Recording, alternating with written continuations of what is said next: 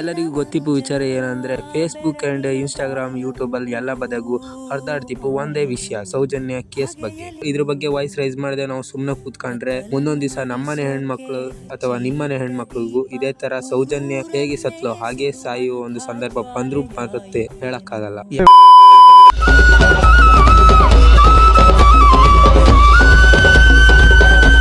ಇವತ್ತಿಂದ ಈ ವಿಡಿಯೋ ಮಾಡೋ ಉದ್ದೇಶ ಏನಂದೇಳಿ ನಿಮ್ಗೆ ತಮ್ನೇಲ್ ಕಂಡ್ರು ಕೂಡ ಗೊತ್ತಾಯ್ತು. ಹಂಗಾಗಿ ಅದ್ರ ಬಗ್ಗೆ ಎಂತ ಹೇಳಕ್ ಗೊತ್ತಿಲ್ಲ, ಡೈರೆಕ್ಟ್ ವಿಡಿಯೋ ಶುರು ಮಾಡೋಣಪ್ಪ.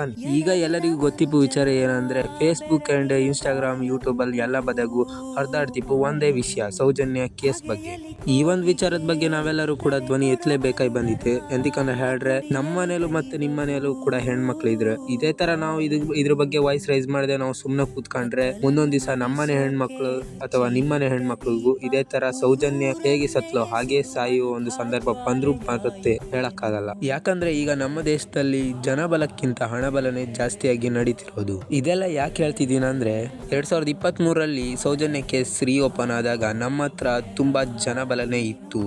ಹಾಗೆ ಅದ್ರ ಬಗ್ಗೆನೆ ತುಂಬಾ ಹೋರಾಟಗಳು ನಡೆದಿದ್ವು, ತುಂಬಾ ಸಭೆಗಳಲ್ಲಿ ದೊಡ್ಡ ದೊಡ್ಡ ಹೋರಾಟಗಳಾಗಿದ್ವು. ಆದ್ರೂ ಅಲ್ಲಿ ನ್ಯಾಯ ಸಿಗ್ಲಿಲ್ಲ. ಯಾಕಂದ್ರೆ ಸರ್ಕಾರನೇ ಅದ್ರ ಬಗ್ಗೆ ಎವಿಡೆನ್ಸ್ ಇಲ್ಲದೆ ಅದನ್ನ ಕೈ ಬಿಡ್ತು ಅಲ್ಲೇ. ಇದರಲ್ಲಿ ಸರ್ಕಾರದ್ದು ತಪ್ಪಿಲ್ಲ. ಯಾಕಂದ್ರೆ ಹೇಳಿದ್ರೆ ಸೌಜನ್ಯ ಸತ್ತಾಗ್ಲೇ ಸೌಜನ್ಯ ಎವಿಡೆನ್ಸ್ ಎಲ್ಲವೂ ಕೂಡ ನಾಶವಾಗಿ ಹೋದವು. ಈ ಒಂದು ಎವಿಡೆನ್ಸ್ ನ ನಾಶ ಮಾಡೋದಕ್ಕೆ ಸರ್ಕಾರದ ಕೆಲವೊಂದು ಕ್ರಿಮಿಕೀಟಗಳು ಕೂಡ ಸಹಾಯ ಮಾಡಿದ್ದವು. ಇದರಲ್ಲಿ ಏನಂದ್ರೆ ನೀವು ತುಂಬಾ ಇಷ್ಟಪಡುವ ಒಂದು ಗುಲಾಬಿ ಹೂವಲ್ಲೂ ಕೂಡ ಕ್ರಿಮಿಕೀಟಗಳು ಇದ್ದೇ ಇರ್ತವೆ. ಅವುಗಳನ್ನ ನಾವು ಬೇರ್ಪಡಿಸಲಿಕ್ಕೆ ಆಗುವುದೇ ಇಲ್ಲ. ಯಾಕಂದ್ರೆ ಹೇಳಿದ್ರೆ ಅವುಗಳು ನಿಮ್ಮ ಕಣ್ಣಿಗೆ ತೋರುವುದೇ ಇಲ್ಲ. ತೋರಿದ್ರು ಕೂಡ ಅವುಗಳನ್ನು ಏನು ಮಾಡ್ಕೊಳ್ಳೋದಕ್ಕೆ ಆಗುವುದಿಲ್ಲ ನಿಮ್ಮ ಕೈಯಲ್ಲಿ. ಹಾಗೆ ನಿಮ್ ಜೀವನದಲ್ಲೂ ಕೂಡ ಇಂಥದ್ದೇ ಕ್ರಿಮಿಕೀಟಗಳು ನಿಮ್ಮ ಅಕ್ಕಪಕ್ಕದಲ್ಲೇ ಇರ್ತೋ. ನಿಮ್ ಸಕ್ಸಸ್ ನ ಕಾಂಬುಕ ಇದೆ ಉರ್ಕಂತ ಇರ್ತೋ. ಅಂತರನ್ನ ನೀವು ಕಂಡ್ರು ಕಾಣ್ದಿರೋ ಕಣಗೆ ಸುಮ್ನೆ ಅವ್ರ ಸುದ್ದಿಗೆ ಹಪ್ಪಾಗ ಅವ್ರಿಗೆ ಬೇರೆ ಹೆಸಸ್ ಕಂಡ್ಕೊಂಡ ಸುಮ್ನೆ ಕೂತ್ಕಂಬಕ್ಕೆ ಆತೆ ಇಲ್ಲ. ಹಾಗೆ ಅವ್ರನ್ನ ತೆಗ್ದು ಹೆಂಗ್ ಬಿಸಾಡ್ತಿರೋ ಹಾಗೆ ಈ ಒಂದು ವಿಚಾರದಲ್ಲೂ ಕೆಲವೊಂದು ಕ್ರಿಮಿಕೀಟಗಳನ್ನ ತೆಗ್ದು ಬಿಸಾಡಿ ನಾವು ಕೂಡ ಸೌಜನ್ಯ ಕೇಸಿಗೆ ಹೋರಾಟ ಮಾಡುವ ಬನ್ನಿ. ಕೆಲವರಿಗೆ ಸೌಜನ್ಯ ಕೇಸಿಗೆ ಸಪೋರ್ಟ್ ಮಾಡೋಕ್ ಆತಿಲ್ಲ, ಸಪೋರ್ಟ್ ಮಾಡದೇ ಇದ್ರು ಅಡ್ಡಿಲ್ಲ ನೀವು, ಆದ್ರೆ ಸಪೋರ್ಟ್ ಮಾಡೋರಿಗೆ ಮಾತ್ರ ಕೆಡ್ದಾಯಿ ಅಂತ ಮಾತಾಡೋಕ್ ಹೋಯ್ಬೇಡಿ. ಹಾಗೆ ಆ ಒಂದು ಸ್ಥಳದ ಬಗ್ಗೆ ಕೆಡ್ದಾಯಿ ಯಾರು ಮಾತಾಡೋಕ್ ಹೋಯ್ಬೇಡಿ. ಹಾಗೆ ಸ್ಟೋರಿಗಳನ್ನು ಹಾಕ್ಬೇಡಿ. ಹಾಗೆ ಪೋಸ್ಟ್ಗಳನ್ನು ಕ್ರಿಯೇಟ್ ಮಾಡಿ ಪೋಸ್ಟ್ ಮಾಡಬೇಡಿ. ಯಾಕಂದ್ರೆ ಹೇಳಿದ್ರೆ ಆ ಒಂದು ಪ್ಲೇಸ್ ನಲ್ಲಿ ದೇವರು ಇದ್ದೇ ಇದ್ದಾನೆ, ನಿಜವಾಗ್ಲೂ ಇದ್ದಾನೆ. ಆ ದೇವರು ಇಲ್ಲದೆ ಇದ್ದಿದ್ರೆ ಇವತ್ತು ನಾವ್ ಯಾರು ಕೂಡ ಇಷ್ಟು ಧ್ವನಿ ಎತ್ತಲಿಕ್ಕೆ ಆಗ್ತಿರ್ಲಿಲ್ಲ. 13 ವರ್ಷಗಳ ನಂತರ ಆ ಒಂದು ಕೇಸ್ ಬಗ್ಗೆ ಯಾರು ಕೂಡ ಧ್ವನಿ ಎತ್ತುತ್ತಿರ್ಲಿಲ್ಲ.